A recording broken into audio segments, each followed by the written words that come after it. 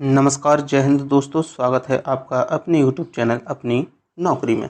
दोस्तों, इस वीडियो में हम देखने वाले हैं आरबीएससी बोर्ड की 2021-22 नए सत्र की जो आरबीएससी बोर्ड की पुस्तक है ईवीएस की क्लास 3 कक्षा 3 की पुस्तक को हम यहाँ पे देखने वाले हैं, जो कि आपकी रीट लेवल 1 के लिए बहुत ही महत्वपूर्ण है।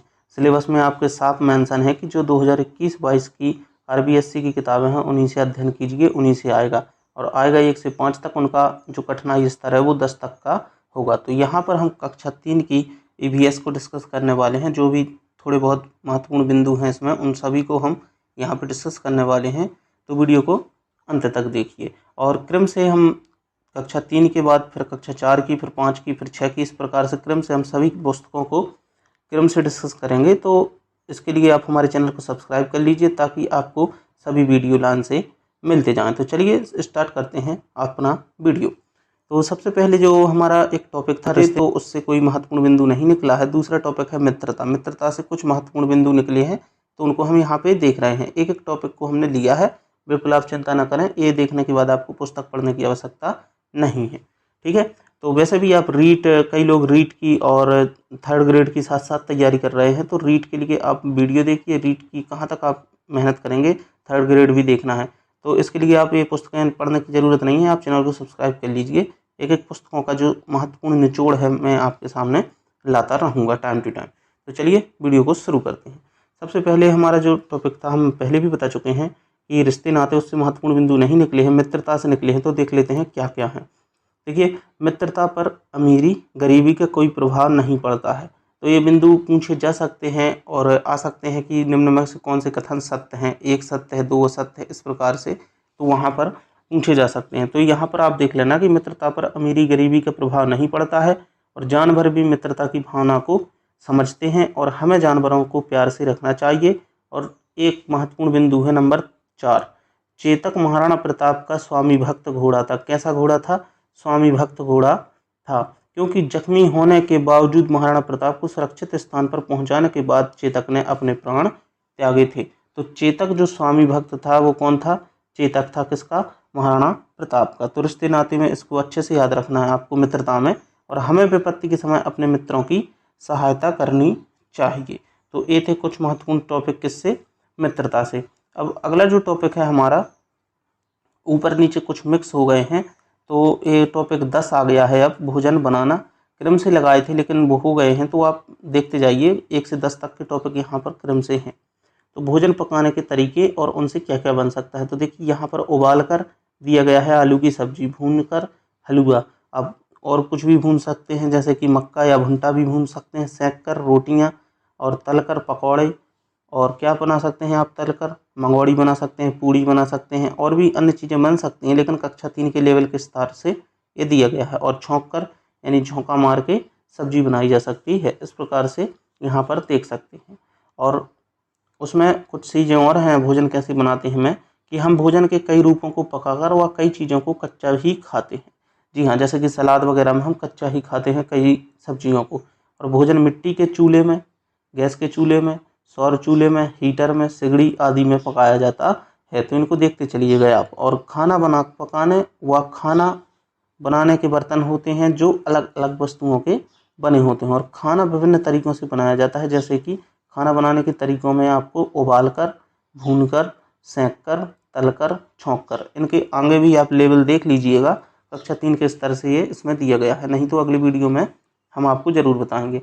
अब जैसे यूनिट 9 आ गई है भोजन में विविधता। तो भोजन में विविधता से पहले हम देख लेते हैं राजस्थान के कुछ प्रमुख खाद्यान्न। इनको आप बिल्कुल सारणी बना के पुस्तक में लिख लीजिएगा कि कौन से खाद्यान्न कहाँ के हैं। जैसे कि बाजरा। बाजरा आपका पाली, बाड़मेर, जोधपुर, बीकानेर, जालौर, नागौर और चूरू में सबसे अधिक बोया जाता है। कहाँ कहाँ पर? बाजरा आपका पाली में, बाड़मेर में, बीकानेर में, जोधपुर में, जालौर, नागौर और चूरू में। इसके बाद ज्वार। ज्वार आपका अजमेर, कोटा, बारा, झालावाड़, टोंक, पाली, चित्तौड़गढ़, सवाई माधोपुर, करौल, भरतपुर व अलवर में भी बोया जाता है आपका ज्वार। इसके बाद आता है आपका मक्का। मक्का आपका उदयपुर में, राजसमंद में, चित्तौड़ में, भीलवाड़ा में, बांसवाड़ा में और डूंगरपुर में। इसके बाद गेहूँ लगभग पूरे राजस्थान में बोया जाता है एक समान। तो ये थे राजस्थान के कुछ प्रमुख खाद्यान्न और उनको सबसे अधिक बोए जाने वाले जिला, जैसे कि बाजरा पाली जिला में, ज्वार अजमेर में, मक्का उदयपुर में, गेहूं सभी जिलों में लगभग बोया जाता है। इसके बाद कुछ प्रमुख खाद्यान्न भी हम यहाँ पे देखेंगे। पहले हम इन 3 लाइनों को देख लें कि अलग अलग जगहों पर अलग अलग प्रकार का भोजन किया जाता है। बिल्कुल सही है, हमें सभी प्रकार की सब्जियां एवं फल खाने चाहिए क्योंकि सभी प्रकार के पोषक तत्व मिलेंगे हमें इससे, और सभी प्रकार की दालें, फल, सब्जी, दूध आदि को भोजन की पौष्टिकता बढ़ाते हैं। अगर हम भिन्न भिन्न प्रकार के खाएंगे तो भोजन की पौष्टिकता भी बढ़ेगी और क्या होगा, हमारे लिए जो शरीर की आवश्यक तत्व हैं उनकी प्राप्ति भी हो जाएगी। और यहाँ पे थोड़ी सा एक और देख लेना है भारत की विविधता में कि भारत के अलग अलग क्षेत्रों में जलवायु भिन्न भिन्न होने से अलग अलग प्रकार की फसलें होती है। वहाँ रहने वाले लोग अधिकतर वही खाते हैं जो वहाँ की पैदावार होती है। जैसे कि पंजाब का मुख्य भोजन है मक्के की रोटी और सरसों का साग। और दक्षिण भारत का दाल चावल इडली सांभर डोसा और रसम। कहाँ पे, दक्षिण भारत में क्या क्या है आपका, दाल चावल इडली सांभर डोसा और रसम। और समुद्र के पास रहने वाले व्यक्ति मछली एवं अन्य समुद्री जीवों को खाते हैं। तो एक वीडियो अलग से बना देंगे राज्य और वहाँ के खाए प्रमुख है व्यंजन, तो आप उसको भी देख लीजिएगा, आपको वीडियो के अंत में लगा देंगे जैसे ही वीडियो बन जाएगा। इसके बाद पानी के चैप्टर से हम आ गए हैं, तो हमें पानी की बचत करना आवश्यक है और बरसात में पानी संग्रहण भी करना चाहिए। और पानी के कई उपयोग होते हैं, ये भी आप जानते हैं।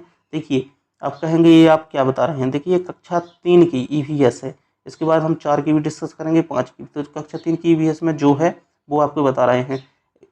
चैप्टर 10 के बाद बहुत अच्छे अच्छे टॉपिक हैं, जैसे कि हमारा गौरव 12th यूनिट में है, तो बहुत ही अच्छा टॉपिक दिया गया है। तो आप वीडियो को बिल्कुल अंत तक देखिए। देखिए, पेड़ पौधों को भी पानी की आवश्यकता होती है, ये भी सही बात है। और रेगिस्तान का जहाज ऊँट जो है वो कई दिनों तक बिना पानी पिए रह सकता है, ये बात भी आप अच्छी तरह से जानते हैं। अब जानते हैं कि क्यों कम पानी पीता है ऊँट के बारे में थोड़ी सी जानकारी लेते हैं। क्योंकि एक बार पर्याप्त मात्रा में पानी पीने के बाद बहुत दिनों तक ऊँट को जल की आवश्यकता नहीं पड़ती है। इसकी खाल मोटी होती है तथा इसे पसीना कम आता है। पानी कम क्यों पीता है ऊँट? एक बार पानी पी लेता है, बहुत दिनों तक ज़रूरत नहीं होती है। क्यों? क्योंकि सबसे पहले तो इसकी खाल मोटी होती है जिससे उसको पसीना कम आता है और पानी की खपत कम होती है। साथ ही इसका मूत्र गाढ़ा एवं मल शुष्क होता है, इसलिए मल और मूत्र के लिए ज़्यादा पानी की भी आवश्यकता नहीं होती है। इस कारण से उसके शरीर में पानी का जो खर्चा है वो कम हो जाता है। आपने सुना होगा कि इसके कुबड़ में पानी की थैली होती है, परंतु वास्तव में यह कुबड़ में बसा होता है जो कि आवश्यकता पड़ने पर पानी में बदल जाता है। ऊँट रेगिस्तान का जहाज कहलाता है। 2-3 चीज़ें महत्वपूर्ण हैं यहाँ पर। जो ऊँट की खाल होती है मोटी होती है, इसके कारण से पसीना जो है वो कम आता है, इसलिए पानी की क्षति नहीं होती। दूसरा, मलमूत्र गाढ़ा होता है और मल शुष्क होता है जिससे पानी की क्षति नहीं होती है। और दूसरी चीज़, ऊँट के जो पेट में है पानी संचित नहीं होता है। क्या संचित होता है? बसा संचित होता है ऊँट के कुबड़ में, जिसको आवश्यकता पड़ने पर जो बसा है वो पानी में क्या हो जाता है, बदल जाता है। और एक और चीज़, ऊँट को कहाँ का जहाज कहा जाता है? रेगिस्तान का जहाज कहा जाता है। तो ये छोटे छोटे बिंदु हैं, आपको याद करके चलने होंगे क्योंकि यही एग्जाम में डायरेक्ट पूछ लेते हैं और हमसे बनते नहीं हैं। तो इनको नोट करते चलिएगा जहाँ भी आप अपने नोट्स बना रहे हों। वीडियो देखने से बस कुछ नहीं होगा। इसके बाद वर्षा से कुछ और महत्वपूर्ण बिंदु हैं, जैसे कि वर्षा ऋतु में आसपास का वातावरण हरा भरा हो जाता है, बिल्कुल सही है। और वर्षा के पश्चात आसमान में सतरंगी इंद्रधनुष भी देखा जा सकता है। एक एग्जाम में प्रश्न आया था कि इंद्रधनुष देखा जा सकता है वर्षा के पहले, वर्षा के बाद, या फिर कुछ टाइमिंग भी दे रखे थे। तो वहाँ पर आप ध्यान रखना कि वर्षा के पश्चात आसमान में सतरंगी इंद्रधनुष देखा जा सकता है। वर्षा के कब? पश्चात, है ना। और वर्षा का बहता हुआ पानी नदियों तालाबों में पहुँचते पहुँचते अशुद्ध हो जाता है, अतः पानी को शुद्ध करके पीना चाहिए। और पानी को शुद्ध करने के तरीके भी आपको बताएंगे जब टॉपिक आएगा तो, ठीक है। और पानी को शुद्ध करने के लिए अनेक तरीके होते हैं, जैसे कि छानना, उबालना, फिल्टर करना, फिटकरी से साफ करना इत्यादि कुछ तरीके आपको पानी की शुद्ध करने के यहाँ पे मिल जाएंगे। तो फिर से याद दिला दें, हम डिस्कस कर रहे हैं कक्षा 3 का पर्यावरण अध्ययन की पुस्तक को। और जो जीव जंतु पेड़ पौधों एवं मांस दोनों प्रकार का भोजन करते हैं वे सर्वाहारी कहलाते हैं। और जैसे कि इनको कह सकते हैं मनुष्य, कौवा, भालू आदि। जैसे कि मनुष्य जो है वो पेड़ पौधे यानी सब्जियां भी खाते हैं और मांस भी खाते हैं, इसलिए मनुष्य सर्वाहारी है। कौवा भोजन भी खाता है और मांस भी खाता है, इसलिए सर्वाहारी। भालू भी इसी प्रकार का सर्वाहारी जीव है। इसके बाद जीव जंतु जल, थल व नभ में सभी जगह पर पाए जाते हैं और आवास के आधार पर जीव जंतु अनुकूलित होते हैं। बिल्कुल सही बात है, जैसा आवास होगा वैसे ही अनुकूलित होते हैं। प्रत्येक जीव जंतु रूप, रंग व आकार के आधार पर भिन्न भिन्न होते हैं और जो जीव जंतु केवल पेड़ पौधों से प्राप्त सामग्री को भोजन के रूप में लेते हैं वह शाकाहारी होते हैं। जो पेड़ पौधे खाते हैं वह शाकाहारी होते हैं, जैसे कि गाय, भैंस, बकरी और खरगोश इत्यादि। जो पत्तियां या पेड़ पौधे खाते हैं, मतलब मांस नहीं खाते हैं, वह शाकाहारी जीव होते हैं। और जो जीव केवल क्या खाते हैं, मांस का ही भोजन करते हैं, वे मांसाहारी जीव कहलाते हैं, जैसे कि शेर, चीता और भेड़िया इत्यादि जो हैं। जो पत्तियां खाएंगे वो शाकाहारी, जो मांस खाएंगे वो मांसाहारी। और एक चीज़ और यहाँ पर नोटिस करना है कि पत्तियों का पीला होकर गिर जाना ही क्या कहलाता है, पतझड़ कहलाता है। तो अगर ऑप्शन में आ जाए कि पत्तियों का पीला होकर गिर जाना क्या कहलाता है, तो आप वहाँ पर लगाएंगे पतझड़, क्योंकि आपने पढ़ा है EVS कक्षा 3 में। और जो ये पुस्तक है ये 2022 का अपडेट वर्जन है RBSC बोर्ड का। और अनेक पत्तियां जैसे कि पालक, पुदीना, धनिया, मेथी, बथुआ आदि का उपयोग सब्जी बनाने में भी किया जाता है। तो यहाँ पर पूछा जाएगा निम्न में से किन पत्तियों का उपयोग सब्जी बनाने में किया जाता है। पालक, पुदीना, धनिया, मेथी और बथुआ, और एक आधा ऑप्शन और आ जाएगा और पूछ लेगा किसमें नहीं किया जाता है, तो आपको वो ऑप्शन छांटना। इसलिए याद रखना कि पालक, पुदीना, धनिया, मेथी, बथुआ इनका उपयोग सब्जियां बनाने में किया जाता है। अगला टॉपिक है हमारा जिनका तना लंबा व मजबूत होता है। देखिए टॉपिक के नाम यहाँ पर नहीं लिए हैं क्योंकि 1 से 10 तक के टॉपिक हम यहाँ पर डिस्कस कर रहे हैं और अगले वीडियो में हम 11 से लेकर जो हैं वो 20 टॉपिक हैं आपकी EVS में, तो 20 तक अध्ययन करेंगे हम अगले वीडियो में। इस वीडियो में हम कुल 1 से लेकर 10 यूनिट तक के वीडियो को देख रहे हैं, तो आप बिल्कुल निश्चिंत होकर रहिए। 1 से 10 तक जो अध्याय हैं आपके वो कंप्लीट हो रहे हैं इस वीडियो में। तो अगला टॉपिक जो है उसके अंतर्गत है हमारा जिसका तना लंबा व मजबूत होता है एवं आयु अधिक होती है उन्हें पेड़ कहा जाता है। जिसका तना लंबा है, मजबूत है और लंबे समय तक होते हैं वो पेड़ कहलाते हैं। तथा जिनका तना कोमल, छोटा होता है उन्हें क्या कहा जाता है, पौधा कहा जाता है। जिनके तना कोमल होते हैं उनको पौधा कहा जाता है। याद रखना अच्छे से आप। और विभिन्न प्रकार के पेड़ पौधों की पत्तियां भी अलग अलग आकार, रंग, रूप, खुशबू वाली होती हैं। बिल्कुल सही है। और कुछ पेड़ों की पत्तियां फूलों एवं जड़ों से दवाइयाँ भी बनाई जाती हैं और पेड़ों की लकड़ी का उपयोग दैनिक जीवन में भी उपयोगी चीज़ें बनाने में भी किया जाता है। बिल्कुल सही है। कुछ पेड़ों से हमें फूल मिलते हैं, कुछ की जड़ों से पत्तियां और कुछ की जो छाल है उनसे दवाइयाँ। तो कुछ पेड़ के फूलों से भी दवाइयाँ होती हैं, जड़ों से भी, छाल से भी। तो कुछ औषधीय पौधे हैं, कुछ उपयोगी पौधे भी आपके हैं दैनिक जीवन में। अगला है स्वच्छता से संबंधित हमारा टॉपिक। और हमें सदैव कचरा जो है वो कूड़ेदान में डालना चाहिए। और त्योहारों पर मांडे, रंगोली, फूल, पत्तियां व बिजली के छोटे बल्ब आदि से सजावट की जाती है। जनप्रतिनिधि विभिन्न योजनाओं द्वारा हमारे क्षेत्र का विकास करते हैं जो कि हम त्योहारों को मनाते हैं। और शरीर स्वच्छता की बात की जाए तो हम शरीर के सभी अंगों, आँख, नाक, कान, दांत, बाल, हाथ आदि को नियमित सफाई करना अति आवश्यक है। और स्वस्थ शरीर के लिए अच्छी आदतों पर हमें निर्भर होना है। अगर हमें स्वस्थ रहना है तो अच्छी आदतों पर निर्भर करता है कि हम स्वस्थ रहेंगे, अन्यथा नहीं। प्रातः उठकर दांतों को साफ करना, खाने के पहले हाथ धोना, शौच के बाद हाथ धोना, नियमित स्नान करना आदि जो हैं अच्छी आदतें होती हैं।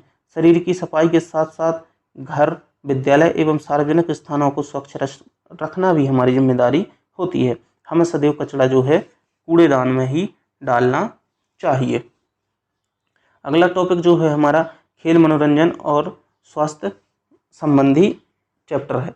तो 1 से 10 तक डिस्कस कर रहे हैं, आपको बताया था, तो आप देख लीजिए कौन से टॉपिक से क्या क्या आया है। देखिए खेल, मनोरंजन एवं व्यायाम। जो खेल है वो किसके किसके लिए खेले जाते हैं, तो मनोरंजन एवं व्यायाम के लिए खेले जाते हैं। खेल और व्यायाम किया जाता है, इनसे मन एवं मस्तिष्क जो है स्वस्थ रहता है। खेल से क्या क्या स्वस्थ रहता है, मन और मस्तिष्क दोनों स्वस्थ रहता है। मनोरंजन एवं व्यायाम के लिए खेले जाते हैं खेल।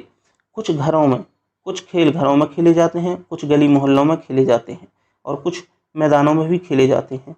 खेल खेलने में सबसे पहले वार्म अप गतिविधियां की जाती हैं। प्रत्येक खेल के अपने नियम होते हैं। बिल्कुल सही है। और खेल खिलाड़ियों में सद्भावना, सहयोग की भावना का भी विकास करते हैं, क्योंकि साथ साथ खेलते हैं तो एक दूसरे से सद्भावना और सहयोग की भावना का भी विकास होता है खेलों से। वार्म अप गतिविधियाँ होती हैं, जैसे कि कोई लंबा खेल खेलना है हमें, तो उसके पहले हमें थोड़ी सी तैयारी करनी होती है शरीर को उसके अनुरूप बनाने के लिए। हम इस प्रकार से हमने यहाँ पर कुछ 1 से लेकर 10 यूनिट तक डिस्कस कर लिए हैं। इसके अलावा इसमें और कुछ भी महत्वपूर्ण नहीं है, क्योंकि कक्षा 3 की किताब है, जो महत्वपूर्ण बिंदु थे वो हम बता चुके हैं। और अगले वीडियो में हम जो डिस्कस करने वाले हैं वो चैप्टर 10 तो हो गया है, चैप्टर 11 से हम अध्ययन करेंगे चैप्टर 20 तक। तो 10 चैप्टर हम अगले वीडियो में डिस्कस करेंगे। उसमें बहुत ही महत्वपूर्ण जो बिंदु हैं वो हम सम्मिलित करने वाले हैं, क्योंकि बहुत ही महत्वपूर्ण टॉपिक है। पहला टॉपिक ही है हमारा गौरव। उसमें कुछ महत्वपूर्ण व्यक्तियों के व्यक्तित्व के बारे में बताया गया है, तो उनको जानना हमारे लिए बहुत ही ज़रूरी है। तो चैनल को सब्सक्राइब नहीं किया है तो चैनल को सब्सक्राइब करें, और अगला वीडियो हम आपके लिए जल्दी ही लेकर आएंगे, आपको मिल जाएगा। चैनल को सब्सक्राइब करके बेल आइकन को प्रेस जरूर कीजिएगा। मिलते हैं अगले वीडियो में, इसी सीरीज में अगले जो टॉपिक बचे हुए हैं उनके साथ। जय हिंद, जय भारत।